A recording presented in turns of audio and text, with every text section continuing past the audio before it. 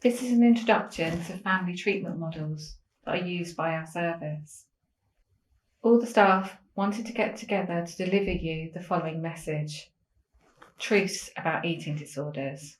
9 truths about eating disorders.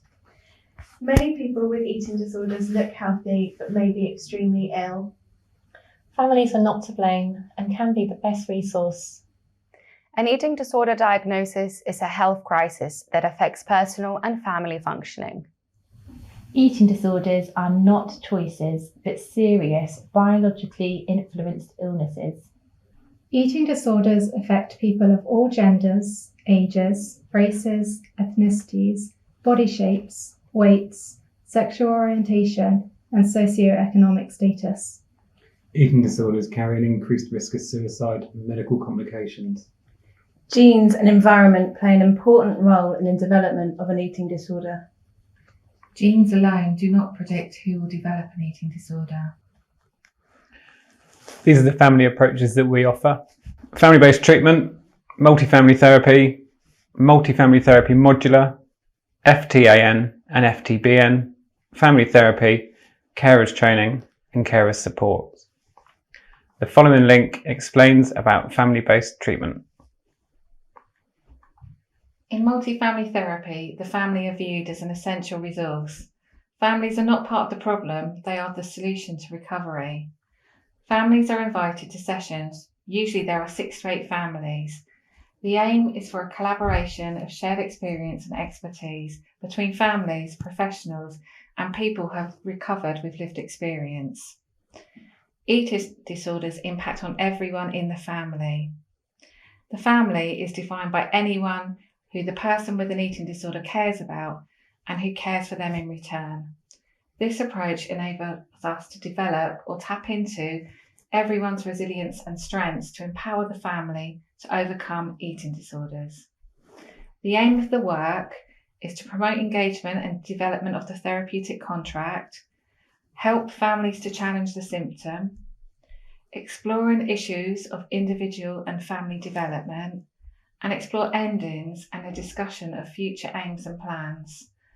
Positive clinical results are well documented in research, demonstrating an increase in weight, decrease in eating disorder cognitions, a decrease in young people and parental depression, and an increase in young people's self-esteem. The modular version is delivered online. It is delivered by a secure telehealth platform on Teams. There are 14 sessions. Each session is for 3 hours. The team is multidisciplinary. It involves a family therapist, a dietitian, eating disorder practitioners, and recovered voices. Expertise is shared between voices of the recovered people, staff, young people, and their families. We also do family therapy. When is family therapy helpful? Family therapy is helpful when relationships are experiencing special challenges like eating disorders. Any family at any stage of life who would like someone to talk to help them with their difficulties in a safe, open and creative space is entitled to this resource. Here are some of the things that a family therapist might do with a family. Talk about each person's hopes for their family. Respect and clarify each person's belief, values, needs, hopes, and assumptions to help them to understand each other better. Sometimes we use a family tree called a genogram to help people think about the different relationships within their family. We also help families to talk about the challenges that they are facing and support families to work towards their own goals.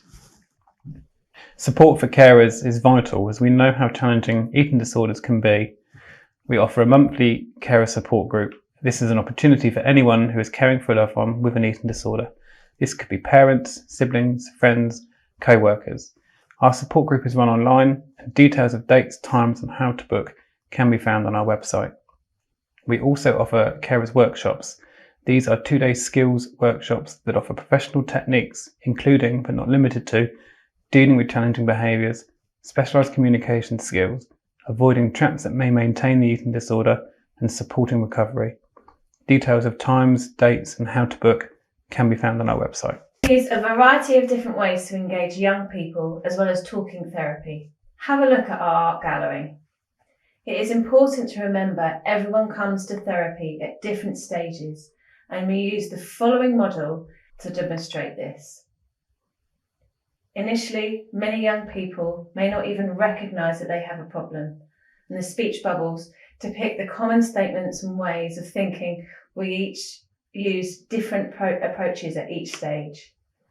Motivational interviewing may be required if an eating disorder is present, but to be understood or acknowledged. We use the concept of externalization when talking about eating disorders. This concept separates the eating disorder from the young person. The following is a Venn diagram to show what can happen. This is an important concept to allow an acknowledgement that the illness is not part of their identity. It is an illness and will make a young person act in certain ways. To protect their self-esteem, this is a useful concept for all ages. These slides demonstrate the dark cloud is separate from the person. Sometimes the illness overtakes the person. And then what we're aiming to do is move the illness away from the person for full recovery. As part of this process, some people like to externalise and name their eating disorder. One patient called theirs the venom. Just like the Spider-Man, the venom kept taking over her when food was around. Or some parents call it different names when the eating disorder is present. Family treatment is the best outcome for recovery evidenced by the National Institute of Clinical Governance for the under 18s. Supporting your loved one is essential. Parents have shared, initially I thought she needed individual therapy to fix her. What I learned was that we all needed to work together. So we have placed a list of readings and resources to start you on your journey. Take a look.